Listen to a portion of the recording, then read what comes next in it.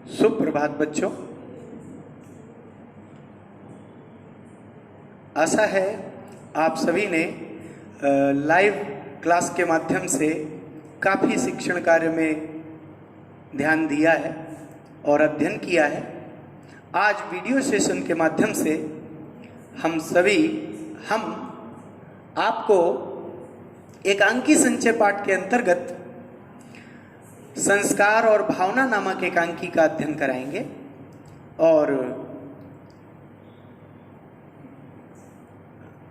आप सभी ध्यान से सुनेंगे, क्योंकि मैं इसको स्पर्श करते हुए अध्ययन कराऊंगा और आप सभी को इसमें समझना होगा। यदि कोई बिंदु आपको समझ में नहीं आता है तो आप इस वीडियो को बार बार देख सकते हैं, इससे आपको लाभ मिलेगा और जो कथानक है जो कि स्पष्ट होना चाहिए वो आपको स्पष्ट हो जाएगा। तो जैसा कि आप सभी जानते हैं, पूर्व के वीडियो सेशन में हम आपको बात अठन्नी की नामक पाठ और प्रस्ताव लेखन के संबंध में अध्ययन करा चुके हैं, बता चुके हैं। आज एकांकी संचय में ये पहला एकांकी हम लेने जा रहे हैं, संस्कार और भावना, जिसके लेखक हैं श्री विष्णु प्रभाकर जी और इनका दृष्टिकोण जो है वो मानवतावादी है। इनके एकांकियों में अगर आप बच्चों ध्यान दें तो ये मानवतावादी दृष्टिकोण पर ही एकांकी और नाटक वगैरह जो इन्होंने लिखे हैं वो आधारित है। इस एकांकी में जिसका कि नाम है संस्कार और भावना, जैसा कि हम सभी नाम से ही समझ रहे हैं, संस्कार और भावना, भावना यानी कि इमोशन, जो हम भावनाएं, इमोशन, फीलिंग्स वगैरह रखते हैं, और संस्कार हमारे कल्चर को, हमारी संस्कृति को निरूपित करते हैं। तो इस एकांकी में बताया गया है कि संस्कार उचित हैं या भावना उचित है या कि दोनों। तो अगर देखा जाए, ये कहानी एक ऐसे परिवार की है जहां एक माँ और उसके दो बेटे हैं, बड़ा बेटा अविनाश और छोटा बेटा अतुल। दोनों को संस्कार भी दिए गए, लेकिन माँ के अनुसार उनके अंदर भावनाएं कम हैं, या कह लीजिए माँ के शब्दों में कहें तो वो मोह और माया ममता से बंधे हुए नहीं है, बल्कि उनसे अलग है।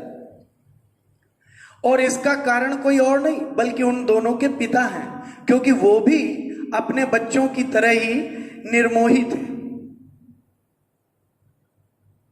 अब यहां सोचने वाली बात है कि क्या निर्मोही होना उचित है जैसा कि कहानी में दिखाया गया है, या संस्कारहीन होना उचित है जैसा कि कहानी कहना चाह रही है?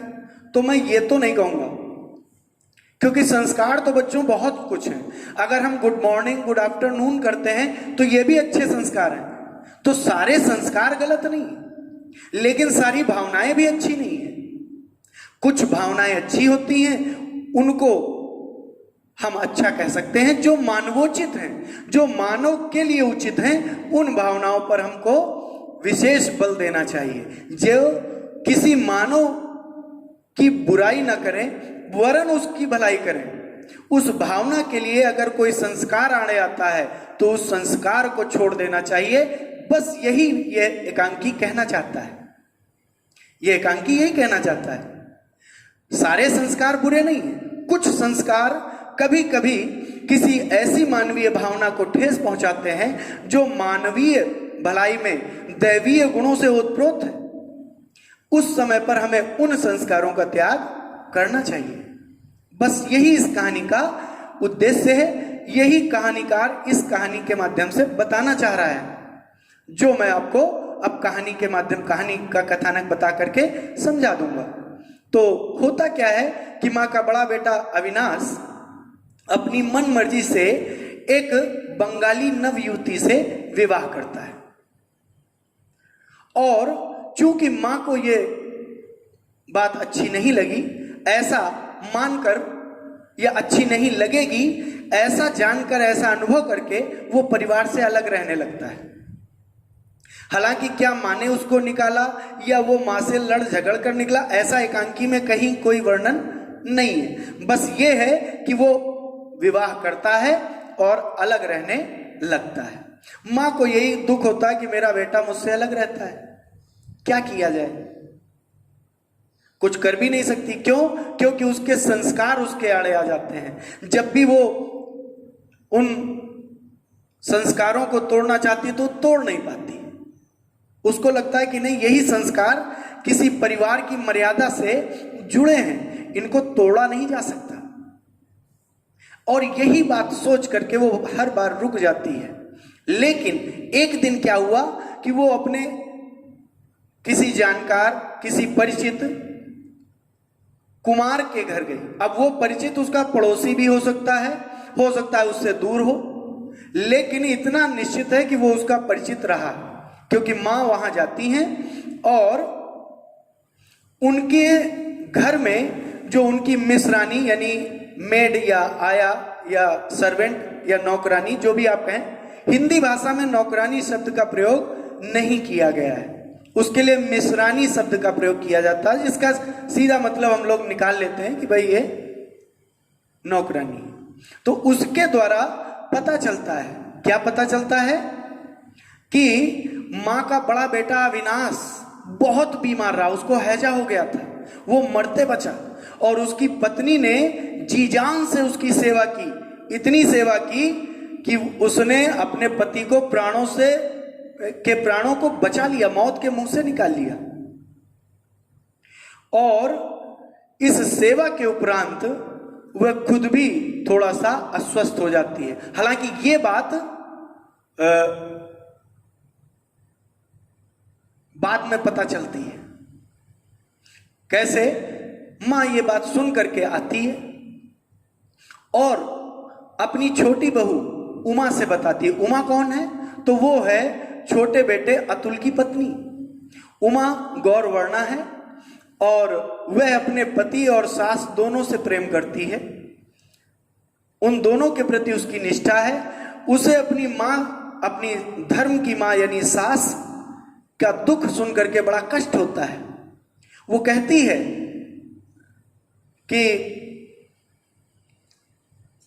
भाभी ने या जेठानी ने ये खराब किया, ये अच्छा नहीं किया। उनको ये शोभा नहीं देता कि एक मां से उसके बेटे को अलग कर दिया। और इसी बात की भावना को अंदर बसा करके वो एक दिन अपनी जेठानी से लड़ने जाती है। लेकिन एक चमत्कार, एक आश्चर्य होता है कि उमा अपनी जेठानी की सुंदरता देख करके मुग्ध हो जाती है, मोहित हो जाती है। उसे लगता है कि इतनी सुंदर युवती तो उसने अपने जीवन में कभी देखी नहीं। वैसे सुंदरता का कोई वर्णन, कोई नाप तोल तो होती नहीं, कोई यूनिट तो है नहीं कि 5 किलो 10 किलो लीटर मीटर, ऐसा तो कुछ है नहीं। लेकिन अप्रतिम सुंदरता को कहा जा सकता है कि हाँ भाई ये जो है सौंदर्य है, ये अप्रतिम सौंदर्य है, हाँ ये अच्छा सौंदर्य है, ये मानक है। लेकिन इनका कोई अनुमापन नहीं किया जा सकता। अब उमा के अनुसार उसकी जेठानी बहुत सुंदर है, उसकी निगाह, उसकी दृष्टि इतनी मनमोहक है कि जिसको भी वो देख लेती है वो उसके सम्मोहन में, उसके आकर्षण में वशीभूत हो जाता है।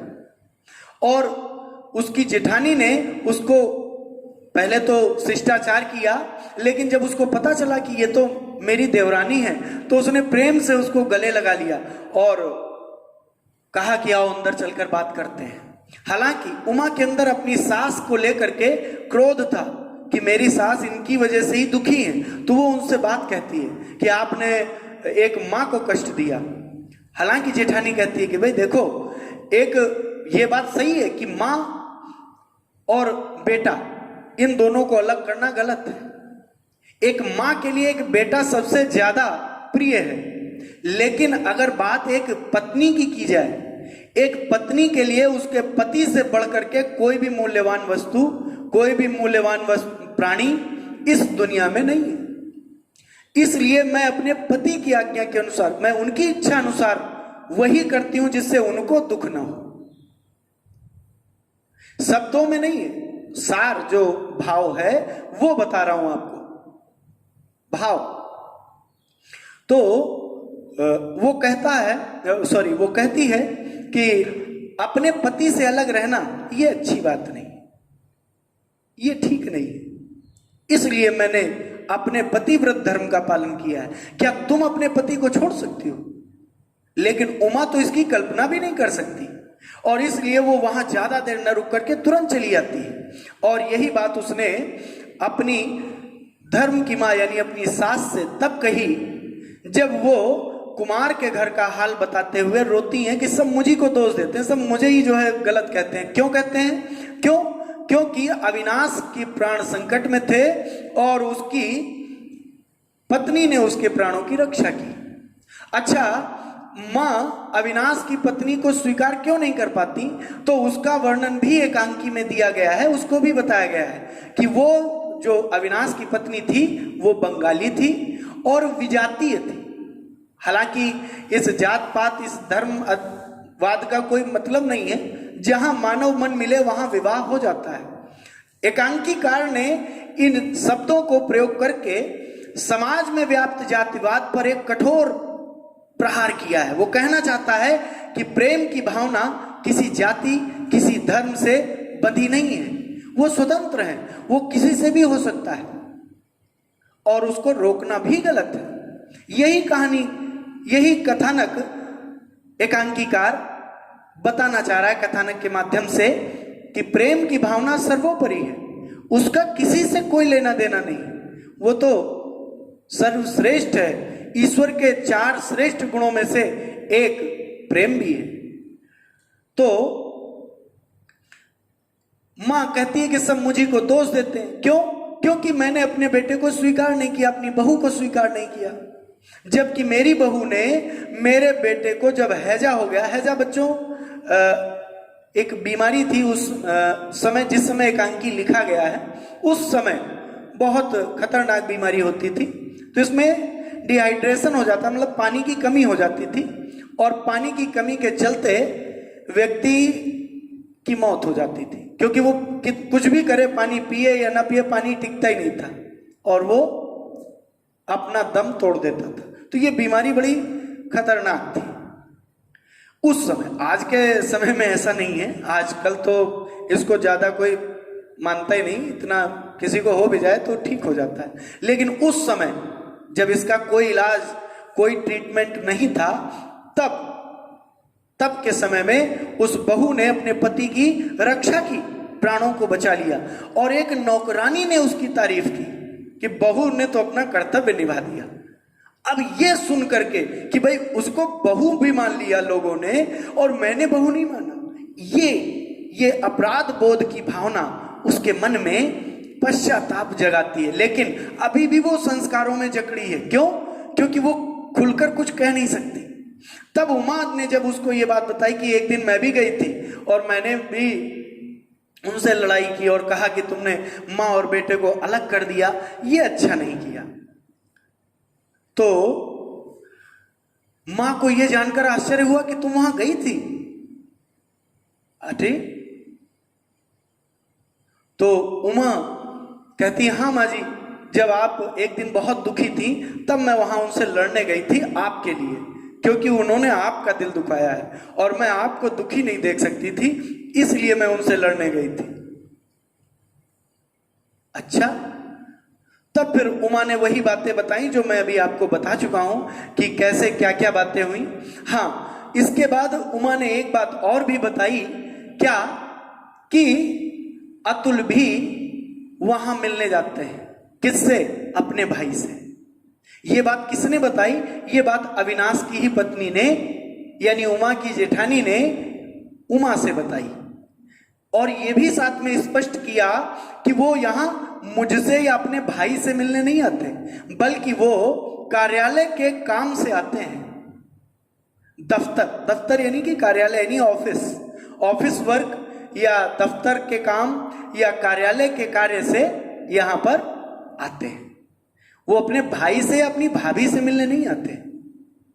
ये जान करके मां को और आश्चर्य होता है कि देखो, तुम सभी मुझे मोह माया ममता में फंसी हुई कहते हो, फिर भी मैं आज तक अपनी बड़ी बहू से मिलने, अपने बड़े बेटे से मिलने नहीं गई उसकी शादी के बाद, आज तक नहीं गई। और तुम दोनों जाते भी रहते हो भी आए, लेकिन तुम दोनों तो निर्मोही हो गए और मैं जो है मोह ममता में फंसी हो गई। वाह, इस बात का कोई प्रत्युत्तर नहीं। हालांकि ये बात उमा को थोड़ा चुभती है कि भाई निर्मोही वो कैसे, तो कहती है कि भैया वो बताती है माँ, कौन माँ, किससे, उमा से। क्या बताती है कि मुझे इन दोनों ने हमेशा माया ममता में फंसी हुई कहकर कोसा है। किन दोनों ने? अतुल और अविनाश ने। क्यों? क्योंकि ये अपने पिता की संतान है। पिता का भी एक वाक्य बताती है कि जब अतुल छोटा था और बीमार था और मरणासन था, मरने के निकट था, उस समय उसके बचने की कोई आशा नहीं थी। तो जब कोई व्यक्ति मरणासन होता है तो उसे जमीन पर लिटाने के लिए व्यवस्था करते हैं, कुश वगैरह बिछा करके कि भैया इसे जमीन पर लिटाओ, वरना जिस बिस्तर पे व्यक्ति दम तोड़ देता है वो बिस्तर, वो वस्त्र, वो सामान दान कर दिए जाते हैं, हटा दिए जाते हैं, वो यूज नहीं किए जाते, ऐसी मान्यता है। तो उस मान्यता के आधार पर वो सब सफाई कर रहे थे।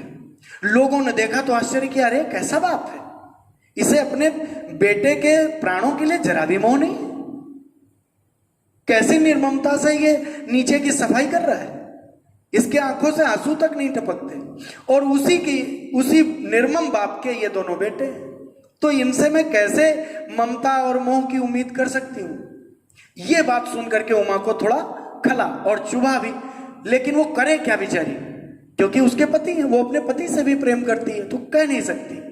इसलिए तभी अचानक अतुल के आने की आवाज आती है। अतुल से बात होने लगती है माँ की। माँ कहती है कि तुम्हें पता चला कि तुम्हारे बड़े भाई बीमार है? बोले जानता हूं। अच्छा, और तुम्हें क्या पता है? बोले अब जो है भाभी की तबीयत खराब है और उनकी भी मरणासन स्थिति है, बच नहीं सकते। अच्छा, तब तो वहां चलकर देखना चाहिए। तो अतुल कहता वहां जाने से क्या फायदा होगा, क्या लाभ होगा, आप वहां जाकर के कोई फायदा नहीं आपको। क्यों? क्योंकि आप वहां जाओगी, देखोगी, लेकिन जब तक आप अपनी बड़ी बहू को स्वीकार नहीं कर सकती तब तक वहां जाने से कोई लाभ नहीं है। वैसे तो देखा जाए तो मुझे, हमें, आप में से किसी को वहां जाने का कोई अधिकार नहीं है, लेकिन अगर आप चाहें, आप जाना चाहें तो आपको कोई रोक भी नहीं सकता। लेकिन वहां जाने का बस एक ही काम हो सकता है वहां पर कि आप जाएं और अपनी बहू को स्वीकार कर लें, तब तो फायदा है, तब तो लाभ है, तब तो उसका कुछ प्रभाव है, वरना वो निष्प्रभावी है। तो मां कहती है जानती हूं अतुल, और इसीलिए तो जा रही हूं, और अब तुम तैयारी करो। अतुल भी सुन करके भावुक हो जाता है, उसकी आंखों से आंसू बहने लगते हैं और वो समझ जाता है कि हाँ, जो मैंने चाहा था, जो उसकी इच्छा होगी कि बड़े भाई और भाभी को स्वीकार कर लिया जाए, उस भावना की विजय हुई और वो संस्कार यहां हार गया जिसने बड़े भाई और भाभी को स्वीकार करने से रोक रखा था। किसको? उसकी मां को। और वो उमा से भी कहता है कि तैयार हो, और यहीं पर एकांकी समापन होता है। तो बच्चों, आगे हम आपको अगला एकांकी बहू की विदा पढ़ाएंगे। आगे आप इस वीडियो को देखें, और अगर कोई अर्थ समझ में ना आए तो इसको बार बार देखिए, आपको इससे लाभ होगा। धन्यवाद।